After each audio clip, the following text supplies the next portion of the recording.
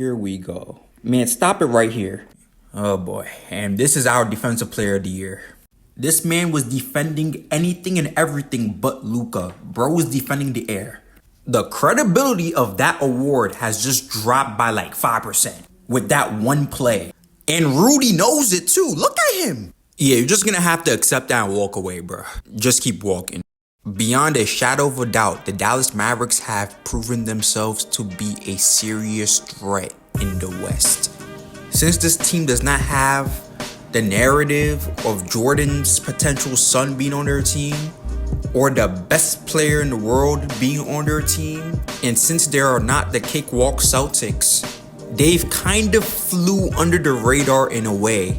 But I've always knew that was going to end with this series, because in the West, it has been all out war. And this is the time where we can see the full extent of what this team and what the Minnesota Timberwolves can really do. And going into this, I thought this series was going to be straight cinema, and I still believe that it will be. And when it comes to the leaders of both teams, it's just a clash of the best of the next generation going head to head. And as a fan of great basketball, that's amazing to see. And look, I want the Wolves to win, but by the looks of it, it may not happen. The Dallas Mavericks are here for a reason. Let's take game 1 for example. Luka and Kyrie together are a force. They can both pick and choose who wants to close any game, and they can do this at will. Anthony Edwards did not know what he was getting himself into when he said he wanted to guard Kyrie. He got to understand, this is not Jamal Murray. He was not putting him in jail, and even if he did, Kyrie would just lead a prison break each and every time. By the second half of game 1, Anthony Edwards just looked like he needed a drink of water. Hey, there's nothing that hits more than a cold drink of water when you're exhausted or in a hot summer day. And summer is approaching too. Man, water's about to hit different. But anyways, you can tell that in these playoffs, Anthony Edwards has become gassed. And this is the farthest he's been in the playoffs. And I think the lack of experience from not just him, but a lot of his teammates too, is now a big disadvantage going into this series. And this is because of who they are up against. You see, all these teams in the playoffs are all younger now. The league is getting younger. Times are changing.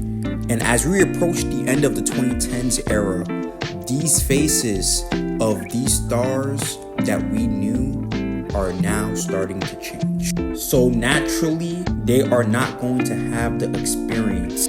But this Mavs team is different. They have Luka, who has been in the playoffs since 2020. He even made the Western Conference Finals at one point. So it's easy to forget that he's just 25 years old. And he's already done all of this already.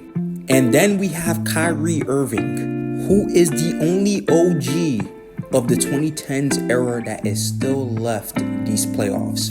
And he has looked like he has not missed a step. If you want to talk about experience, look no further. He was a part of quite possibly the greatest Game 7 in NBA history.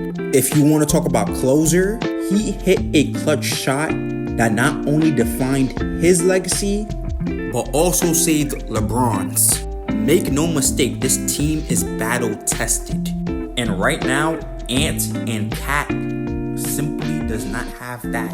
The fire Ant had in the earlier series is simply just not there right now. And it's because of playoff fatigue. Simply put, the Western Conference has just been a war. And Karl Anthony Towns has not seen his best days either. In terms of firepower, the Mavericks have them beat. Kyrie Irving is an assassin. I call Kyrie Irving basically Steph Curry with the emphasis on the handles. And as for Luka, we all saw the end of game 2. Naz Reid, shout out to Naz Reid because he was keeping them boys in the game, making threes, doing everything he can. But I feel that this timely mistake by Edwards costed them. Because I feel like without this The series is tied 1-1. And I feel like this gave Luka the opening he needed. And when I saw Luka start to do the tango and the cha-cha slide, I knew what time it was. He had Rudy running to Cancun with that play, basically showing him his future in the next week. And again, I will say this is our Defensive Player of the Year. And look, I know I'm not the only one, but why they were low-key cooking Rudy in the inside the NBA? Especially Draymond. Like, man, listen to this. Play better.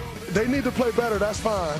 But you got the Defensive Player of the Year right there. Come on now. You got to get a stop. You got to play defense. It's not. He can't move. I can move fast, but I can move faster than him.